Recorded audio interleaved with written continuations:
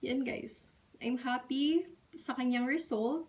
DIY ko the calamansi with tawas. Yung mixture niya. Na problem natin sa ating mga kilikili, yung parang tupi na yan.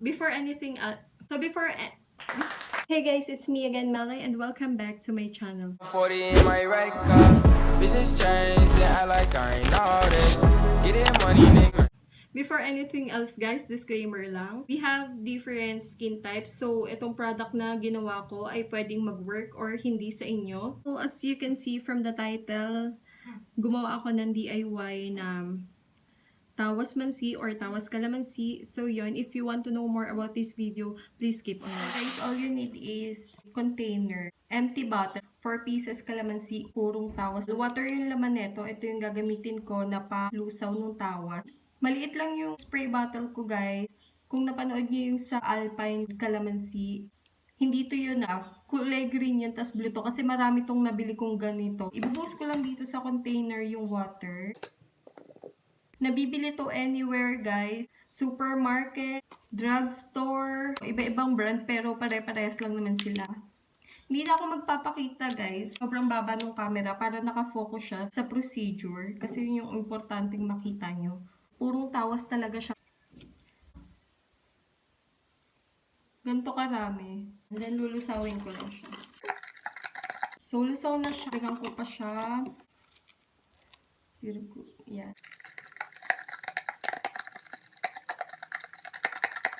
Lulusawin ko muna mabuti yung tawas, guys, bago ko ilagay yung kalamansi. If you will notice, nag-iba na yung color ng water. Parang naging brownish na siya. Almost half yung nagamit ko. Itong 4 pieces na kalamansi.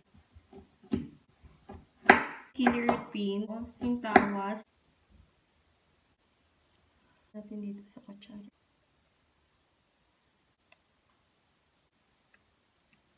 Tatanggalin ko lang yung mga nalaglag na buto, guys.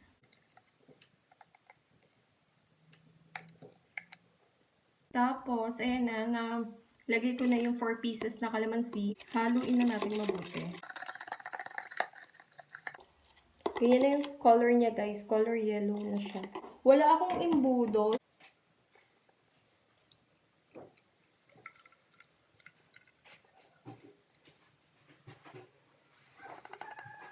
Yan siya, guys. As you can see, ang daming natirang buo. Isasalin ko na lang siya.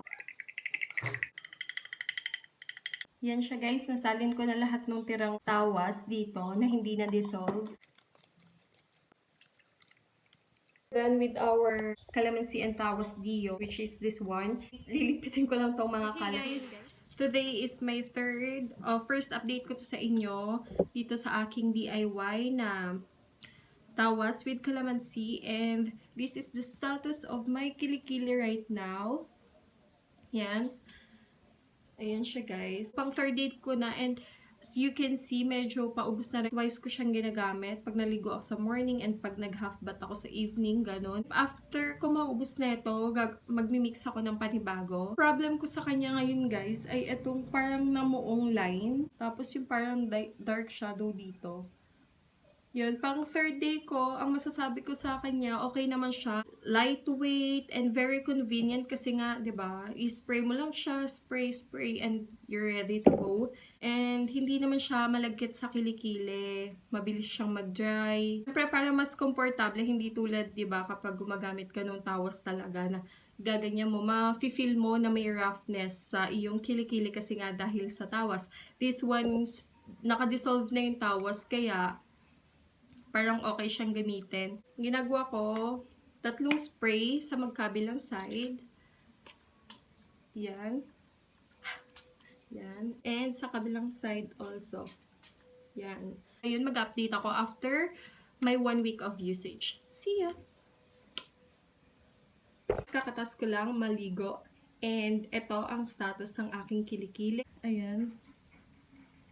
Ang problem ko kasi sa kanya, guys, yung mga guhit na yan, and yung konting chicken skin, siguro dahilan ng madalas na pagwawax. At saka parang may dark shadows din siya sa ganito at saka sa ganito. Close up ko. Yan siya. Yung DIY na calamansi with tawas. And spray ko na siya.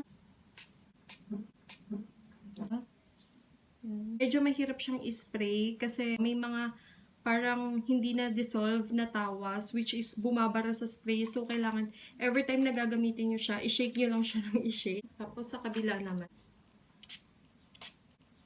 Tatlong spray magkabila.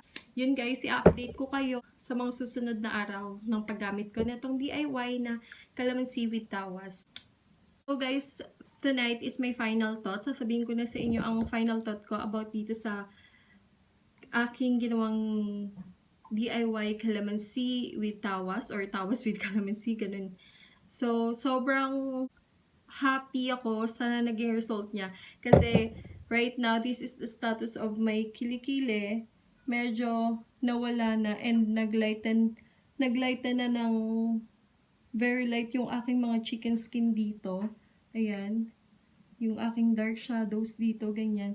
Pero itong line talaga, feeling ko mahirap nang mawala yan. Yung parang tupi. Yan yung number 1 na problem natin sa ating mga kilikili. Yung parang tupi na yan. But, all in all, sobrang happy naman ako. Kasi yan, talagang yung nakaraan, yung parang update ko, unang update ko.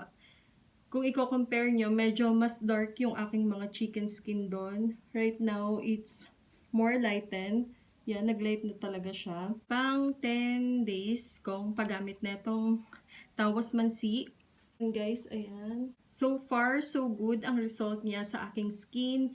Sobrang affordable niya guys. Like, magkano lang yung Tawas pag binili nyo siya around 12 pesos lang siya. Yung Calamansi, kahit 5 pesos, makakabili kayo noon. Sobrang affordable niya. I highly recommend this sa inyo guys na you're looking for a budget-friendly and kung kayo yung tipo ng tao na mahilig gumawa ng mga gantong DIY, go for this one. Kasi ganun din naman, di ba? May mga nabibili tayo na maliliit na parang mga in ngayon na Tawas Mansi, di ba? Yun nga, nakikita ko sa internet yon yung mga Tawas Mansi na binibenta. That's why naisip ko, why not na gumawa ako ng DIY ko na ganito nga, Tawas Mansi. Ako, compare nyo naman guys sa unang update ko, medyo dark pa banda dito. Yan lang naman yung medyo problema ko sa aking kilikili. Yung kapag madalas ako nag-wax, talagang nag-chicken skin siya guys. Lagi. And yun, yung parang mga tupi-tupi. Ewan ko, bakit may ganyan yung kilikili? Parang tupi-tupi. Nga, parang gagastos ka lang ng wala pang 20 pesos. Sa bahay nyo, maghanap-hanap na lang kayo ng mga spray bottle na ganito para hindi na kayo bibili. If ever naman, mura lang naman to guys. Kasi ako, mura ko lang nabili to. Parang nasa around 10 pesos lang yata. So, 10 pesos. And yung Tawas for 12 pesos. So, Calamansi, pwede kang bumili ng 5 pesos. Okay na yon. So, gagastos ka lang ng mga nasa 25 or 27 pesos. 'Di ba? Sobrang budget friendly nito and it's effective. It's DIY. Sobrang convenient gamitin. Spray ka lang and okay na. Wala siyang malagkit na feeling or whatever, nakaka-irritate, makatiba dahil sa Calamansi. No, wala akong naramdaman na ganon. Hindi siya makate or anything, mahapde. Wala siyang ganong pakiramdam sa akin. Yun, sobrang natuwa ako dito sa aking naisipan na DIY.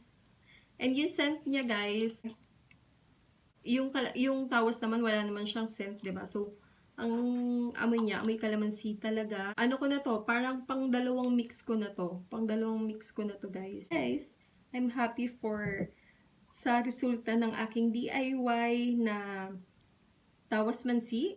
Sana nakatulong to sa inyong video na to. Kung gusto niyo rin siyang i-try guys, pwede rin. Gawin nyo rin siya sa inyong mga bahay. And yun. So, if you like this video, please give it a thumbs up. And share nyo na rin to sa mga friends nyo. And please subscribe to my channel if you haven't. Click mo na rin yung notification bell down below para ma-notify ka every time na magpo-post ako ng mga bagong videos. So, that's all for today's video. See you on my next one. Bye! Thank you for watching!